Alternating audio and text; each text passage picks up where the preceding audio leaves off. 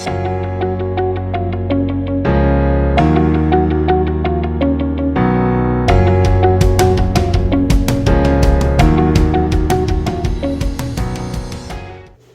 home in, I want to talk about wood stoves. A couple nights ago, I brought to my attention someone was asking if there was anyone out there that knew about installing wood stoves. So I was ready to reply, and I noticed someone else replied that you can't install your own wood stove. You must have a WETT certified person install it. Well, that's not actually true. You can do your own installs, but you have to have someone like myself to inspect it afterwards. And if you're going to do your own install, then take a few minutes, make a phone call, send me a text if you want. I'll answer questions from anywhere in Canada, I don't care.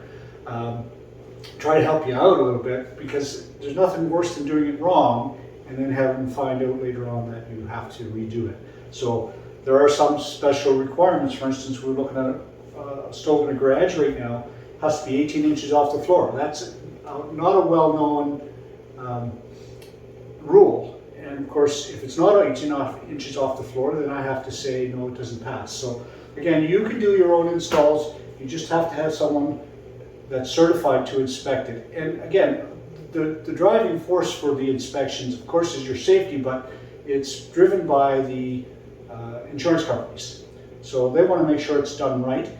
They don't care if you put it in yourself, they just want to make sure that it's done right. And it's always nice if you're working with a WETT inspector ahead of time. You can take some pictures in areas where, for instance, I can't see here. It'd be nice to have pictures up in the attic space to show that it was done according to the requirements. So be safe out there, do it right the first time, get the questions answered. If you're going to search YouTube, there's so much false information on YouTube. It's incredible, guys building their own chimney and stuff like that. Don't do that. You're going to cost yourself a lot of money and time, and it's going to fail.